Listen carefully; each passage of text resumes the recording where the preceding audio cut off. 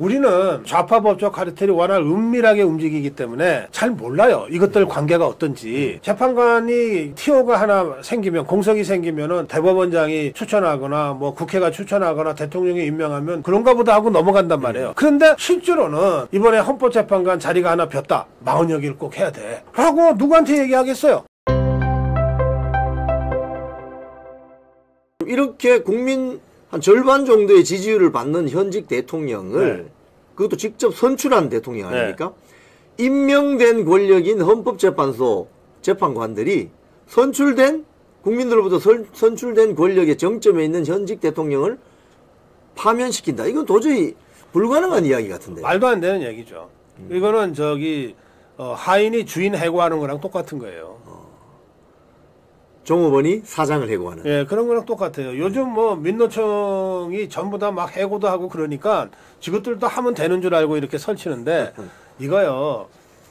국민들이 이미 들고 일어나고 있어요. 그렇죠. 전국 곳곳에서 헌법재판소가 엉뚱한 짓 하면은 가만 안 두겠다. 지금 이렇게 계속 경고를 보내고 있는 거예요. 아직까지는 우리 국민들이 평화적 방법으로 경고만 보내고 있어요. 경고만 보내고 있는데 그런데도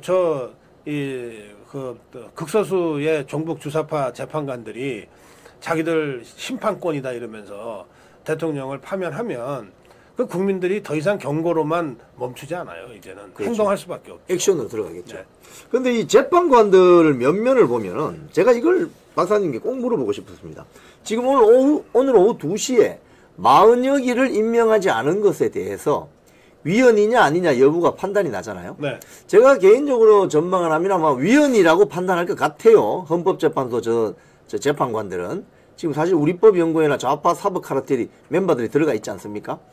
근데 40여 개 과거를 보면은 인민노련이라는 게 등장합니다. 인민노련. 인천지역 민주 노동자연맹. 근데 이 인민노련이 보면은 당시에 이 뉴델리 보도를 보니까 창립 선언문이 발견이 됐는데, 미제가 대한민국의 노동자들의 피땀을 빼앗아간다. 이런 이야기들이 있거든요. 이러면서, 예를 들자면, 신식민지 자본주의론, 이런 거 있지 않습니까? 당시, 우리 고 박사님 저보다 훨씬 연배가 높으시니까, 80년대 대학 다닐 때 매판 자본론, 신식민지 국가 자본론, 이런 거 주창했던 소위 말해 NL계나 PD계, 그들의 흔적들이 지금까지 이어지는 거라고 봐야 되지 않겠습니까?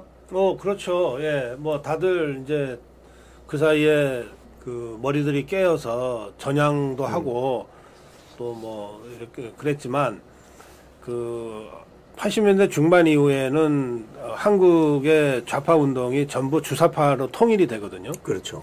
그 주사파 뿌리는 계속해서 이어져 오다가 이석기 통진당으로까지 이어져 와요. 그러니까 이재명이가 깊이 연관되어 있는 경기 동부연합 이쪽으로까지 쭉 연결이 되거든요. 그래서 지금까지 살아남아 있는 것이고 그 주사파들이 80년대 중반 이후에 여러 혁명 조직들을 만들어요. 예. 그러니까 인민노련도 그런 것 중에 하나인데요. 그러니까 인천 지역에서 활동한 마치 이석기가 경기도 용인 지역 중심, 성남 용인 중심으로 경기 동부에서 활동했듯이 인천에서 활동한 다른 혁명 조직이 있는 거죠. 이제 그런 조직 출신이라는 거예요. 그러니까 이 인민노련이나 경기 동부연합은 조국이가 좀 연루됐던 산호맹보다도 더 좌파예요. 더 과격하죠. 예, 산호맹보다 더 주사파예요. 그래서 더 악질적이죠. 예, 이런 조직원 출신들이 한때 젊었을 때 잘 모르고 몸을 담았다가 그만뒀으면 또 그럴 수 있는데 그만둔 게 아니거든요. 그 이후에 40여기의 판사로 있으면서 했던 여러 가지 판결들을 보면 이자가 당시 80년대 중반 이후에 진지전으로 전략을 바꾸면서 각계각층에 침투해서 좌파 주사파 진지를 구축하자. 그 지령에 따라서 법조계에 침투한 종북 주사파 중에 하나인 것 같아요. 그래서 판사 자리를 이용해서 그 종북 주사파 세력한테 유리한 판결들을 계속 내려왔거든요. 지금까지도. 맞습니다. 예. 그러니까 이 자는 한때 그랬던 자가 아니라 지금도 그러고 있는 자다. 이렇게 볼 수밖에 없죠. 사실 이제 고 노회찬 의원 현직에 있을 때 본인이 판사 신분으로 정치 후원금을 냈다는 이런 보도도 있던데요. 이 민변 출신이나 우리법 연구회 출신들은 그 자신들을 스스로 그 전사라고 생각을 해요. 혁명 전사. 그렇게 교육받고 그렇게 침투한 자들이니까 그래서 이 혁명 전사라는 생각들이 강하기 때문에 그 눈치를 볼 때는 보지만 눈치 안 봐도 되겠다 싶을 때는 바로 그런 식으로 자기 속에 있는 거를 행동으로 표현을 하죠. 뻔뻔하게. 네, 예, 그렇습니다. 네. 그런데 그 판사들은요, 제가 아는 선배 법조인들 보면 판사 그만두기 전까지 점심도 혼자서 먹었다는 판사 선배들이 많거든요. 네.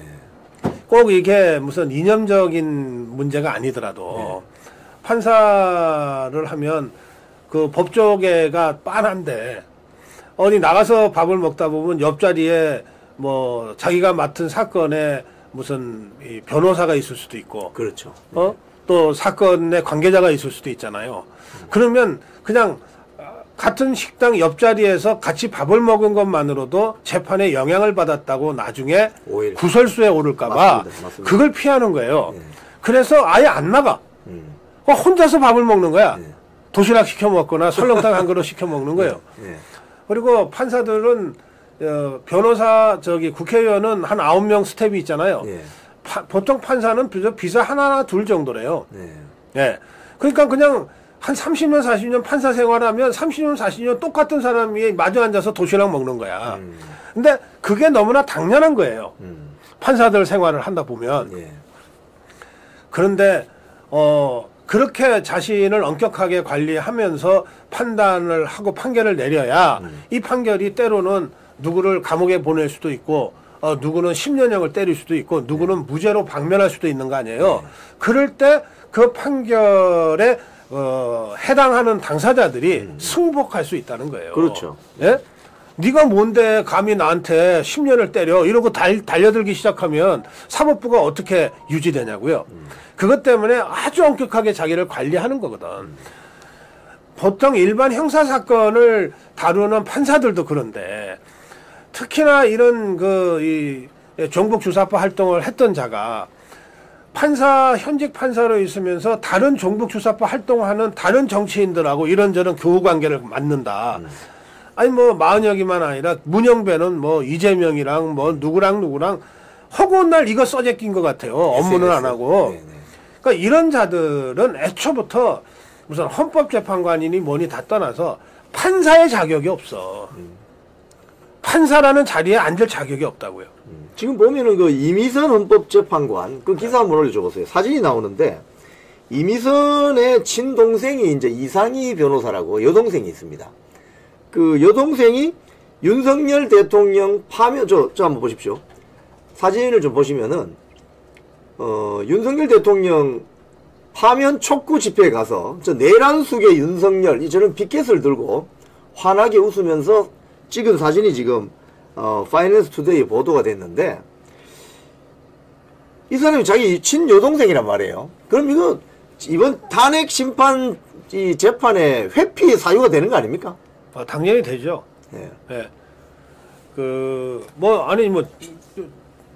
다 컸는데 동생이 하는 일 내가 어떻게 하냐 이런 문제가 아니고 이게 약간의 오해의 소지가 있어도 스스로 판사의 권위, 판결의 권위를 살리기 위해서 스스로 이렇게 회피해 주는 거거든요. 네? 스스로 회피를 하는 거예요. 그렇죠. 본인 스스로. 이 재판 받는 사람이 저 사람이 아무래도 불공정할 것 같아서 저 사람이 아닌 다른 판사한테 재판을 받고 싶다. 예. 이런 거는 기피라 그래요. 예. 피고인 입장에서는 기피하는 거예요. 그렇죠. 근데 본인이 자기가 생각해도 내가 어떤 판결을 아무리 공정하게 내려도 내 동생 때문에, 내 남편 때문에, 또는 내 딸 때문에 뭔가 아무리 공정하게 내려도 이 공정성이 의심받을 것 같다. 그러면 스스로 나는 이 사건을 안 맡겠다. 회피. 이걸 회피라 하는 거예요. 그렇죠.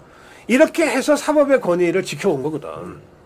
그러니까 저 정도의 그 뉴스가 사진에 뜨고 그리고 그 밖에도 수많은 얘기들이 지금 폭로되고 있잖아요. 네. 그러면 그냥 판사라면 그 자리에 못 있는 거지. 그렇죠. 판사라면. 그런데 다른 것도 아니고 대한민국 헌법을 수호하는 임무를 맡은 헌법기관이 헌법재판소거든요. 이 헌법재판소가 대통령 탄핵 심판을 하고 있는데 여기에 직접적으로 관계되는 친인척들이 탄핵 찬성 집회에 나간 거 아니에요. 대통령을 공격하는 사람들과 팔로우를 하고 있는 거 아니에요. 그렇죠. 예. 이러면서도 그 자리에서 나는 공정하게 판결하고 있어. 백날 떠들어 봐야 국민이 안 믿는데 그걸 무슨 수로 그 법의 권위를 지키겠어요. 그렇죠. 지금 헌법재판소가 공보관이 계속해서 헌법재판관의 무슨 개인적인 편향과 관계없이 헌법과 법률에 의해서 양심에 의해서 재판한다. 믿어달라 그러는데 국민이 못 믿으면 못 믿는 거지.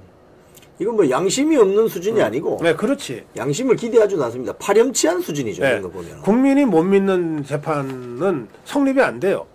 국민이 못 믿는 거는. 특히 헌법재판은. 지금 아까 말씀하신 것 중에 이 80년대 중반 이후에 좌파 세력들이 진지전을 벌이면서 네. 법조계 쪽으로 이제 소위 말해서 침투한 어떤 진지전을 하는 세력들이 바로 어떻게 보면 우리법 연구회나 국제인권법 연구회 같은 그런 조직이 될 텐데, 헌법이 이야기하는 대로 판결하지 않고 우리법 연구회나 국제인권법 연구회 같은 좌파 법조 카르텔이 자기들 진영에서의 이해관계를 관철시키는 저런 판결, 이거 안 되는 거 아니겠습니까? 이 법에 관해서 우리 자유파와 좌파 종북주사파가 접근하는 그 입장이 좀 완전히 달라요. 그렇죠. 예. 공산당이 정권 잡으면 일단 기존의 권력을 다 무너뜨리잖아요. 예.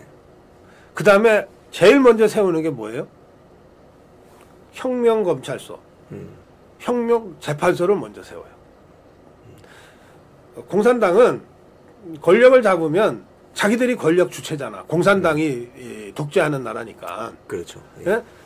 그러니까 이 공산당의 입장에서는 정부라고 하는 거는 그냥 자기들 시키는 대로 하는 하수인에 불과하기 때문에 급한 게 아니야. 그러니까 중국 공산당에도 중화인민공화국이라는 정부의 총리가 있어요. 예. 예? 근데 그거 공산당 서열에서는 10위권인가 그밖에 안 돼. 예. 중국 공산당의 당 서기가 1등이거든. 그렇죠. 장서기. 그러니까 행정부는 별거 아니에요. 그러면 공산당이 혁명에 성공한 다음에 제일 먼저 정부를 조직하는 게 아니라니까. 뭘부터 조직하냐? 혁명검찰소하고 혁명재판소를 조직해. 그럼 이 혁명검찰소와 혁명재판소는 뭐 하는 곳이냐? 숙청하는 곳이에요. 그렇죠. 공산당에 반대하는 악질적인 반동분자들을 숙청하는 거야. 혁명검찰청 만들어 갖고서 다 잡아가둔 다음에 기소하고 혁명재판소 만들어 갖고서 사형 당 때리는 거거든. 이거를 제일 먼저 한다니까. 그러니까 이 종북주사파 공산주의자들한테 사법은 그런 거예요. 상대를 무자비하게 죽이는 칼이야 이게. 우리는 다르게 생각하죠. 다르게 생각하죠. 예, 우리는 상식의 끝에서부터 시작되는 법이고 이 법은 국민 개개인의 권력을 권한과 권리를 보장하기 위한 것이다 이렇게 생각하잖아. 그렇죠. 그게 대한민국 헌법이죠. 그래서 대한민국 검찰의 모토가 뭐냐면 나쁜 놈 때려잡자가 아니라고. 대한민국 검찰이 표방하는 슬로건은 인권 수호의 최후 보루야.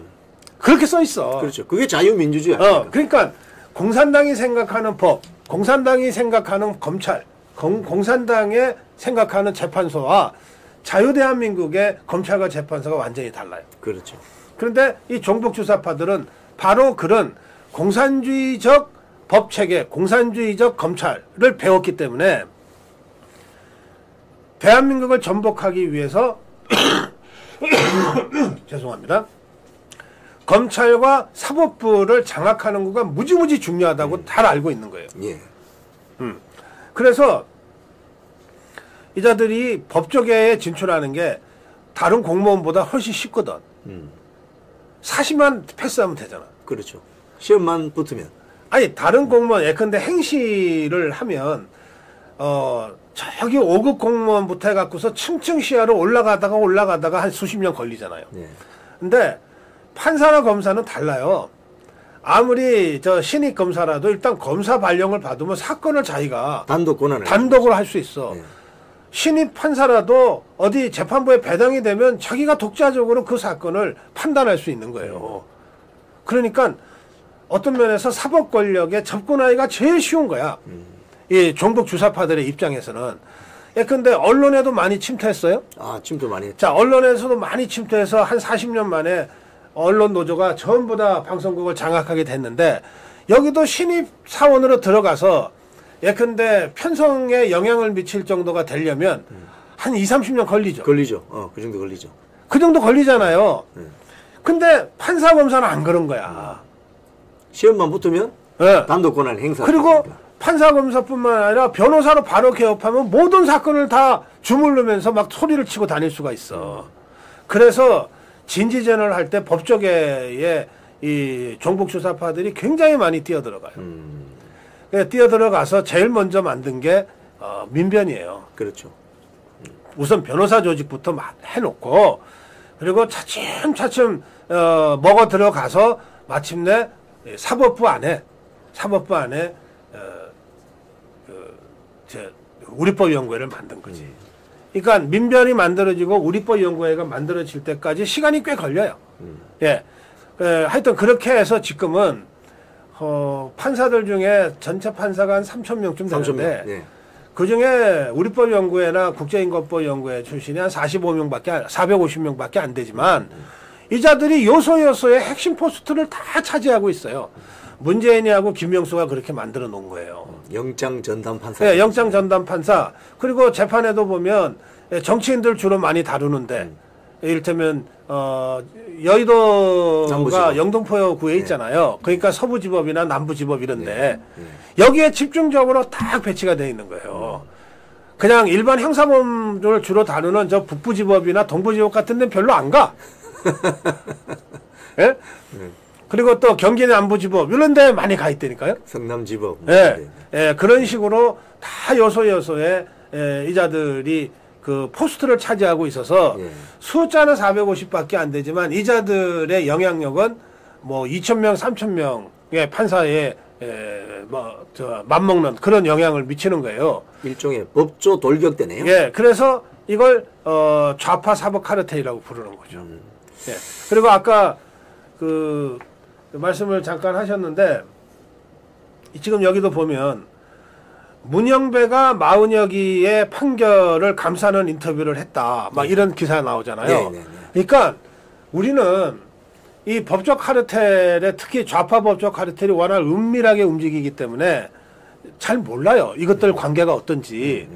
그리고 재판관이 그 TO가 하나 생기면 공석이 생기면은 뭐 대법원장이 추천하거나 뭐 국회가 추천하거나 대통령이 임명하면 그런가 보다 하고 넘어간단 말이에요. 그런데 실제로는 아니 좌파 이 사법 카르텔에서 문영배하고 마은혁이가 지그들끼리 얼마나 가깝겠어요. 동지적 관계인데.